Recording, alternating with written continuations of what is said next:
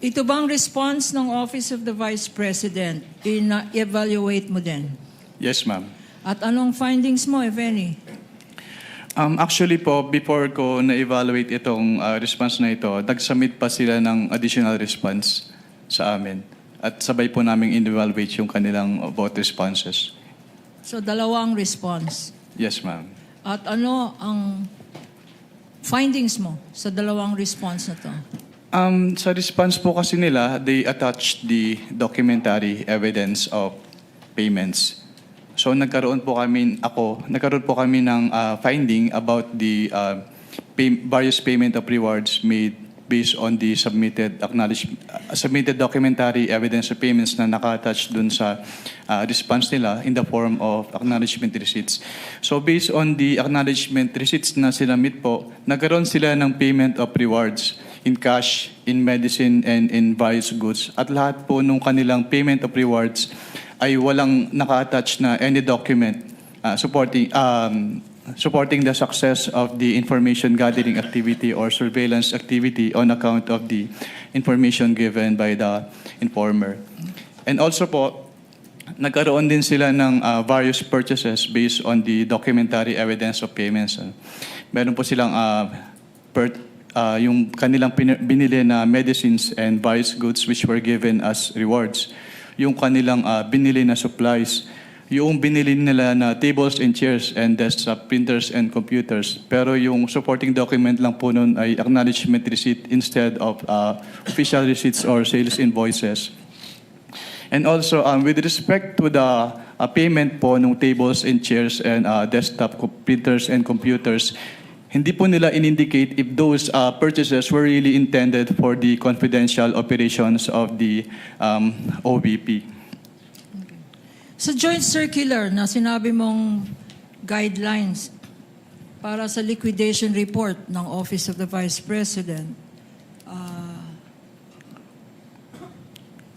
bakit sinasabi mo na walang supporting documents itong tables and chairs na binili, itong desktop, itong medicines, itong supplies? Ano ang kailangan mo na supporting document?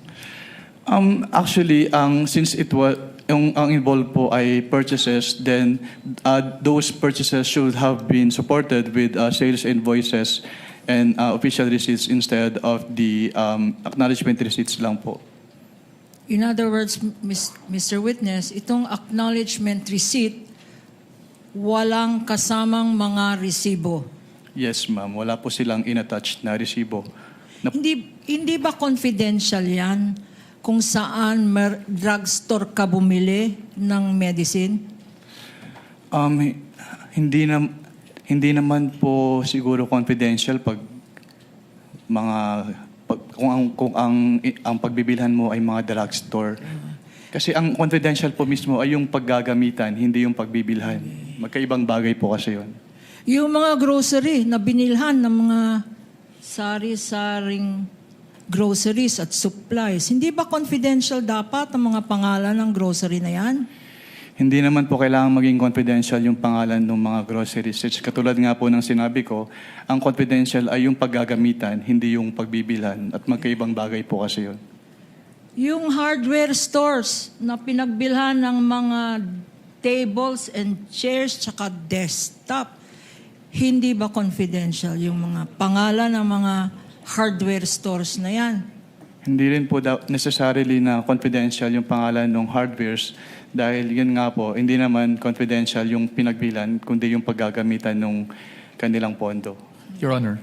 At this juncture, Your Honor, may we With the permission of manifest? counsel for the panel of prosecutors. Yes, what is the pleasure of Your the Honor, counsel may for we respond? move to strike out the responses of the witness to those questions as he's not competent and qualified to answer, especially since he is not pointing to any provision of the JC as to his opinion on whether confidential o hindi ang mga pangalan ng mga drugstores, ang mga pangalan ng mga sari-sari stores, Your Honors. I think that is beyond his competence, Your Honor, as an auditor. If I may respond. Unless, Your Honor, he can point to a specific provision in the joint circular. Your Honor, Counsel please. for the panel for prosecutors, Attorney Capunan may respond before the Your chair Honor, makes a ruling. please, Your Honor. First of all, they're asked and answered. counsel should have timely objected when being asked. 3 times he was asked.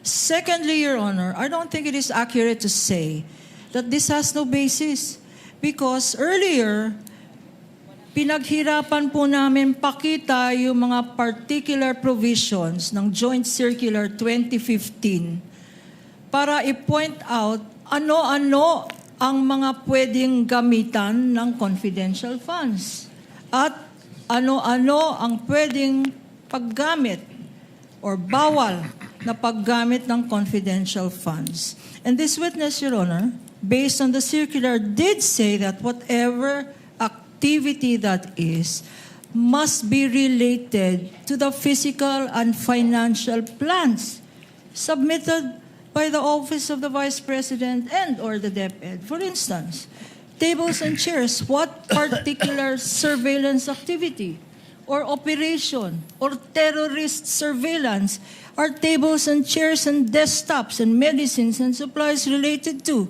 The payment of rewards, Your Honor. Again, this witness cited the particular provision of the Joint Circular that says the payment of reward should not stop there. It should point, Your Honor, according to the Joint Circular, it should point to particular documents that would show or point to that activity by which the rewards were deserved, Your Honor.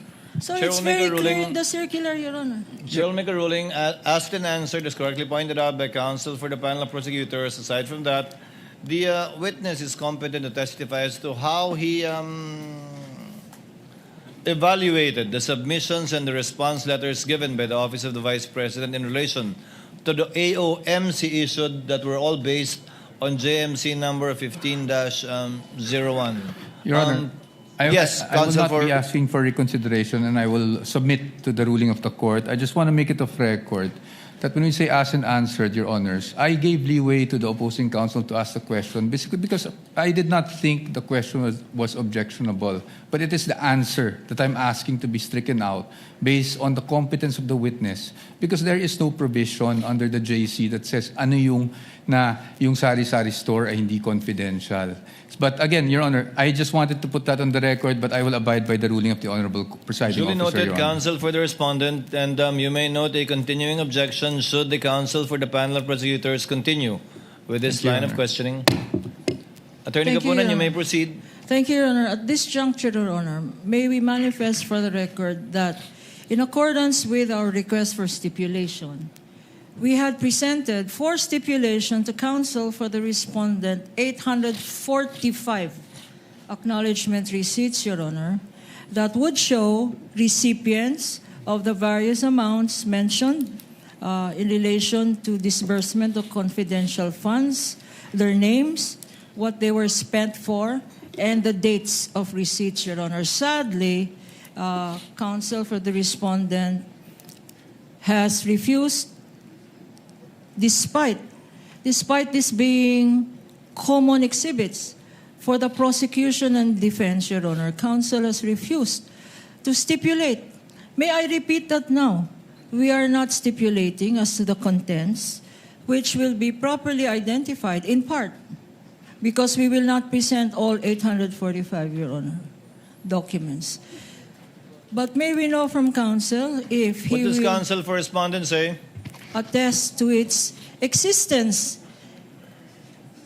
and that these were documents they themselves, Your Honor, submitted to the COA ICFAO by way of their liquidation. These are their very own documents by way of liquidation to the confidential funds, which were allotted and spent by the Office of the Vice President and the DepEd. But for the meantime, for the Office of the Vice President, Your Honor, these Attorney po? very same documents are what they submitted to the COA ICFAO, Your Honor. Attorney po? Your Honor, I beg the indulgence of the Honorable Court as well as the distinguished opposing counsel, but we really cannot stipulate on these matters precisely because The insinuation that this was the very documents that the OVP and DepEd submitted to COA is very much in question, Your Honors, because we can easily raise the issue on chain of custody. I'm not saying we will, but that is always on the table. And precisely, Your Honors, although they are labeled as common exhibits, we marked them separately, Your Honor. We did not have markings on the same documents, Your Honor. And that is our position. But again, I beg the indulgence and the patience, Your Honor, of the distinguished opposing counsel and the Honorable Court.